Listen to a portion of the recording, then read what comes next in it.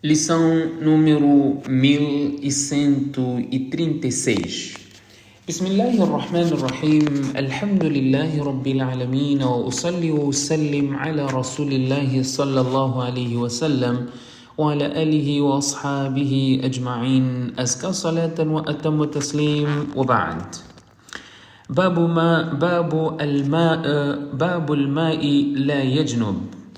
وبسند المتصل منا إلى الإمام أبي داود سليمان بن الأشعث السجستاني رحمه الله قال: حدثنا مسدد قال حدثنا أبو الأحوص قال حدثنا سماك عن إكرمة عن ابن عباس رضي الله عنهما وعنهم قال: اغتسل بعض أزواج النبي صلى الله عليه وسلم في جفنة، فجاء النبي صلى الله عليه وسلم ليتوضأ منها أو يغتسل، فقالت له: يا رسول الله إني كنت جنبا.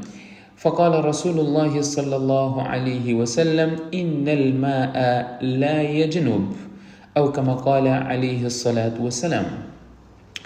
Prezados irmãos e irmãs, Assalamu alaikum wa rahmatullahi wa barakatuh. Depois de ter abordado na lição passada o tema relacionado ao poço de Budaa, ou falamos concretamente acerca da característica ou das características da água para o wudu, para a ablução. Hoje vamos falar acerca da água que sobra após o banho. Qual é a regra desta água? Portanto, vamos dar início aqui a restos da água.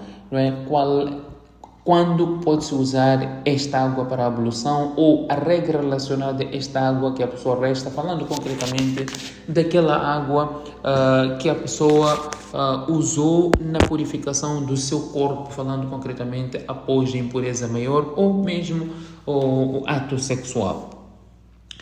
O hadith que temos hoje foi narrado por Ibn Abbas radiyallahu anhuma. Ele diz: اغتسل بعض أزواج النبي صلى الله عليه وسلم. Uma das esposas do profeta sallallahu alaihi wasallam tomou banho, usou uma bacia para tomar banho, tendo em conta que naquele tempo não existia chuveiro para nós fazermos uma comparação como hoje, ou temos que usar uma bacia, temos que usar um balde, por aí em diante. Portanto, Ibn Abbas radiyallahu anhuma está a dizer que uma das esposas, que os comentadores mencionam que essa esposa era Maimuna, tomou banho usando uma bacia. فجاء النبي صلى الله عليه وسلم ليتوضأ منها. O profeta sallallahu alaihi wasallam veio para fazer ablução ou fazer ghusl, também tomar banho, usando a mesma água que a sua esposa Maimuna usou o mesmo utensílio e que havia restado água neste mesmo utensílio.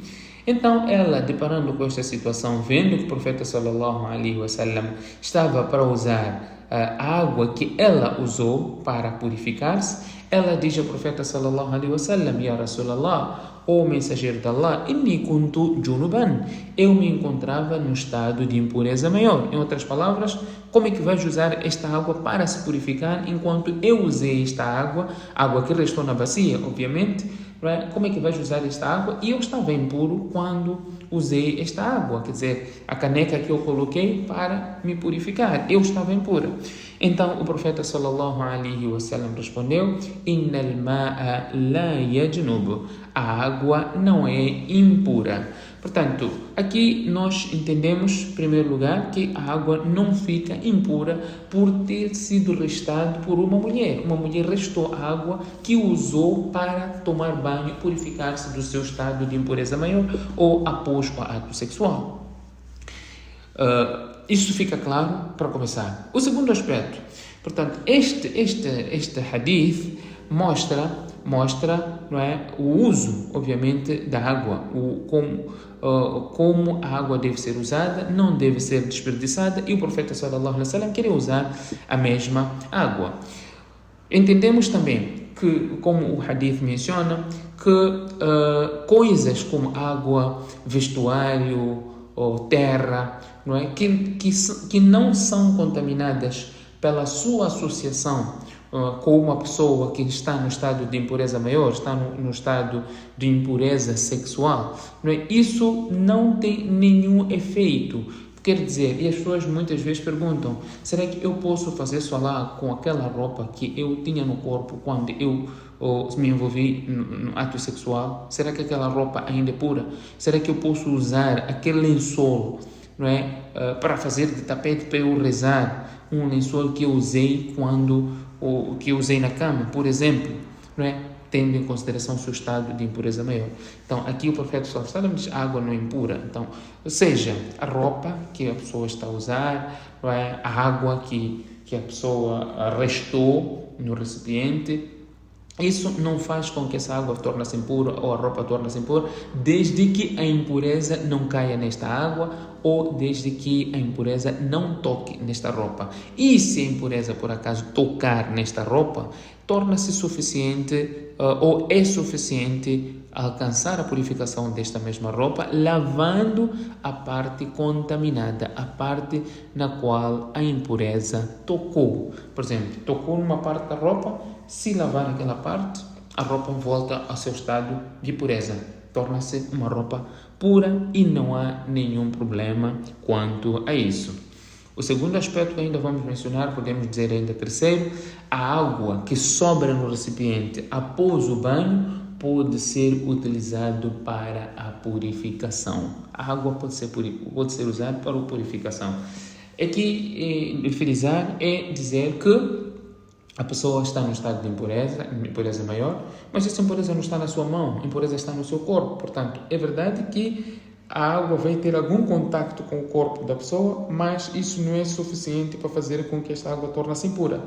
A água torna-se impura somente quando alguma impureza cair nesta água. Aí podemos dizer que a regra muda e a água poderá ser considerada como água impura.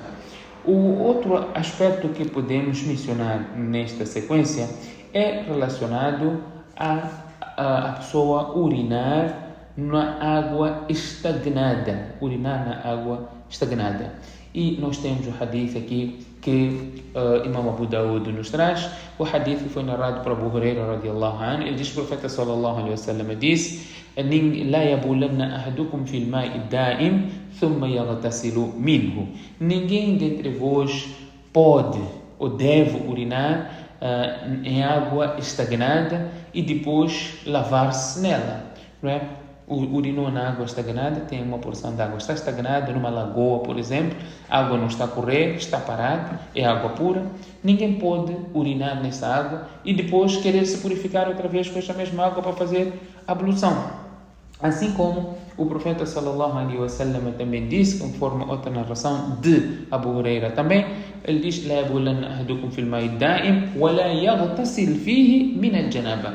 Ninguém pode urinar na água estagnada e nem sequer ele pode lavar-se da impureza maior, lavar-se da impureza sexual nesta mesma água estagnada. Por quê? Porque vai fazer com que esta água também torne-se impura, por ser pouca água, porque é estagnada, não é? Estagnada não é água que está a correr, portanto a impureza está lá. Então isso poderá criar até alguns pensamentos negativos relacionados, não é, à purificação, e o Shaitan obviamente aproveita-se desta situação.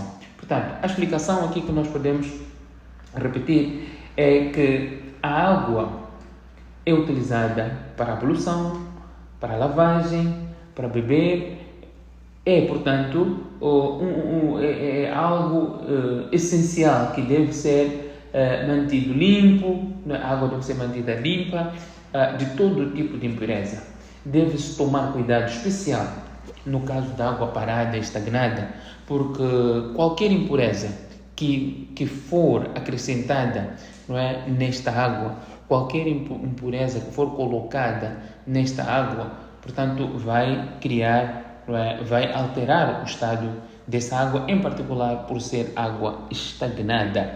O profeta sallallahu alaihi wasallam proibiu urinar em águas paradas e proibiu os muçulmanos de O Profeta sallallahu alaihi wasallam proibiu os muçulmanos para se lavarem, não é, da sua impureza maior nesse tipo de água, que é água, falando concretamente da água estagnada, e muito menos aquilo que é prática das pessoas, estão a tomar banho, por exemplo, num lugar, numa banheira, não é, e está a fazer um banho, a água está estagnada e vai urinar também naquele lugar. Obviamente isso enquadra-se e torna-se proibido. O segundo aspecto que podemos mencionar aqui é que a água parada, não é? É como a regra, podemos aqui dizer, assim como pode-se falar de um grande lago, não é? A pessoa pode se lavar, não é, nele, mesmo que tenha impureza. Se tratar de um lago grande, pode-se lavar na condição, portanto, a regra dessa água não muda, não se torna água impura, se for uma grande quantidade, por mais que seja água parada, desde que a impureza que está nesta água não faça com que haja, alteração na cor da água, no odor da água, no sabor. Portanto, se não existir essa alteração, a água de uma lagoa é uma porção grande de água, portanto, torna-se permissível mesmo assim usar para a ablução. Que Allah subhanahu wa ta'ala conceda-nos o tawfiq de termos a percepção daquilo que foi aqui mencionado. Jazakumullahu khairan. Subhanakallahumma bihamdik. Nashhadu an la ilaha illa ant. Nastaghfiruka wa natubu ilayk.